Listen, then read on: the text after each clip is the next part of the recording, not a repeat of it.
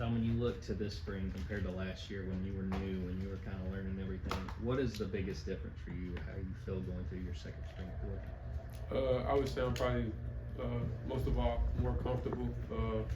Got more in the playbook, understanding like the full meaning of the offense, schemes, runs, different type of blocks, and situational football.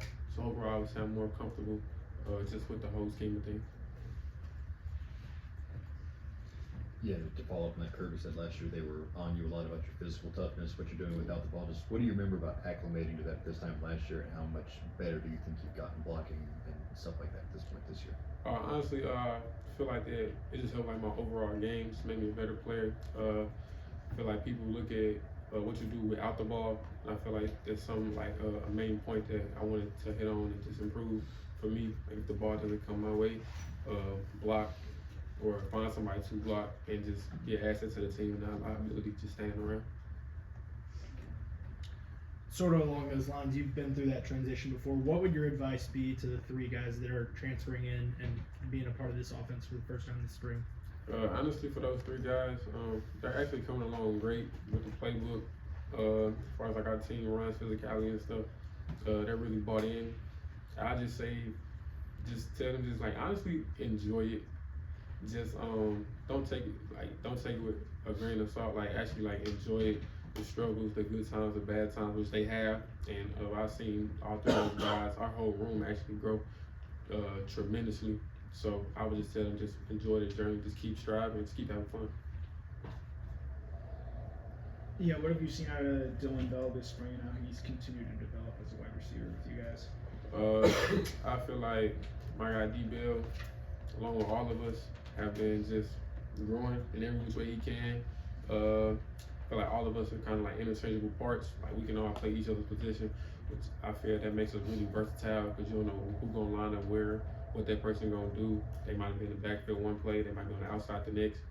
So I feel all of us are just really just interchangeable parts, helping each other grow. If somebody has a question, we help them out. I feel like that's just like the motto of our room, which is CTG, so change the game. So yeah. Tom, Kirby was saying that you've had some days this spring that you look pretty dominant out there. He was saying that didn't know if that's because of your grasp of the offense or how much it has to do with Tyke and Kamari not being here anymore. I'm gonna actually give kudos to Tyke, Kamari, Bull, Malachi, Jonell, Dan, pretty much all like the secondary defensive guys that I had to go against. They made me a better football player. They made me tougher. So I give kudos to them. And I also call those guys like on some of my days off just to ask them from a defensive standpoint, like what is this DB doing on this down with this distance? Like what are they typically looking for in this coverage? And how is the way that I could beat that? Or like what don't you like when a wide receiver does this that may get you like off your pivot? So I really just kind of picked their brains, even though we was once here competing together and playing on the same field. I still look at those guys as my brother, even though that they, on to the next, going to the league. Once a dog, always a dog. So I still look to them for pointers. And yeah, overall, those guys have made me tougher and a better football player. Can you talk about developing a chemistry with a quarterback and where you stand with Carson and things like that? So me and Carson, along with all of the quarterbacks, we all get throws after practice. Depending on I said, we all get throws after practice. Whether it's a team run, practice, just coming out on a Sunday and throwing. After we get done with our 4-play rack, I always ask them, was this route good? Is there a place that you would want me? I do that with all the quarterbacks because I feel like, Carson may not know who's going to be in for this play, and I may not know what quarterback I'm getting the ball from. So I feel like you got to develop a connection with everybody. And that way, y'all can be on the same page and there's no bumps in the road if change comes to happen. So this connection, really just getting repetition. So that's what I think it is, repetition. Just going with that connection, was there a point last year where you felt like you got on the same page with Carson, learning a new quarterback? Was there a point you can think back to where you felt like that really happened?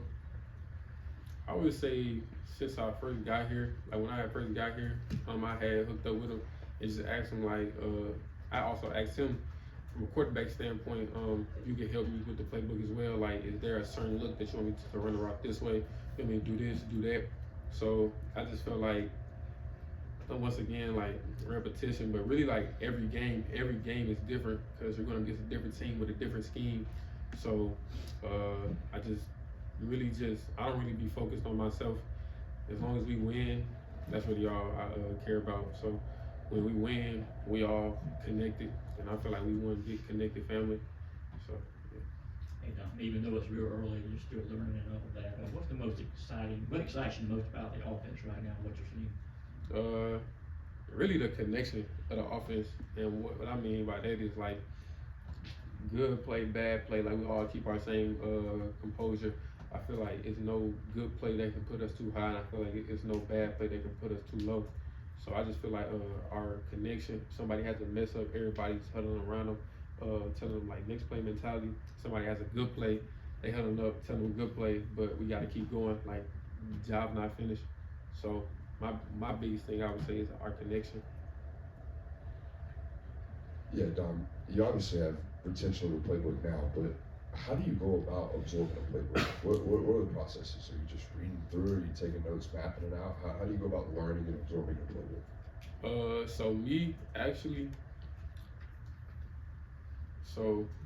playbook got over with like 120 plays. So we do like week by week install. So when I first got here, I had asked the coach, can I get the playbook like off rip? And I had the wide receiver stats, like all the signals, all of that. So when I first got here, me and Thomas stayed in the same apartment. So what we would do is like we would set a play, do the signal, we had to line up in it, and if we got it wrong, we had to do 4. We went by 4s. So if we didn't get through the whole rack of 4 correct, we had to start over until we got it right. So I feel like you can't play fast ball until you know where to line up and where the signals. So I feel like once the plays come, if you know where to line up, you're gonna be all right.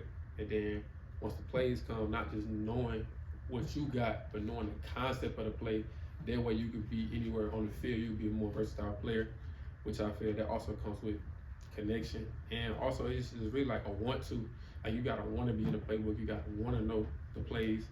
If not, then once you get out there, you may be kind of timid or not be able to play full speed because you haven't really been in your playbook. So. When you were in the transfer portal and deciding where you wanted to go next, how much did you weigh the factors of like NIL and schools might be trying to entice me to come here versus the developmental aspect of, and I want to go to a place where they might not flash the same NIL deals, but may prioritize my development as a player more? Honestly, going to the transfer, I really didn't care about money because I feel like you get your money when you put the work in. So money didn't really play a part. I chose Georgia for how physical we are, physical team, connected team, and how they develop players on and off the field, and how they develop just more than ones and the twos. Like most places you go, they only like once they got their starters, that's what they focus on. Here in Georgia, like he coach anybody from the ones to the walk-ons to a guy that's walking down the street. So I just feel like that's bigger than money if you get developed, because you can choose more money but not get developed the right way, and it can hurt you on the back end, or you can take a pay cut and get developed the right way and win on the back end. And I feel like, you can't let money drive you, because if the money not there, then you want to do it no more. You gotta have a passion for what you do, and that's just in life, I feel like. So. You came from Missouri as a first team all SEC pick. Yes, sir. How did you view last year at Georgia? Like, did it meet your own expectations for how you? Honestly, I was just happy to be here. It was in like a new environment, fresh start with some of the guys that last year that I was watching on TV. Like, like these guys are nice, like they hard. So, and then coming in and them like welcoming me with like open arms, it shows you like how much character like Georgia has. Like you would think a team that won 2 national championships, they'd be cocky and think they got it all figured out, and that wasn't the case at all. They actually welcomed me with open arms, and their work ethic to get better the next day after a win is what really like drew me. Cause like, okay, these guys want to get better. They compete and they help each other get better, and then that's why they such a dominant. Well, that's why we such a dominant force to be reckoned with on the field. I feel like it all comes back to that connection piece. So honestly, I don't really care about stats and stuff. As long as we win as a team, that's all I care about. Because when you got team successes, when your individual success will come. But if it's the other way around, then the team can kind of crumble from the inside out. You mentioned Janelle there a little bit there. I mean, how has it kind of been going one-on-one with him a lot more in spring this year? How have you seen him kind of develop, and how have you gotten to learn a lot more from him during that process? Janelle is his own person, but I would say he like a miniature version of like Tyke. They got the same body type, play very, very physical.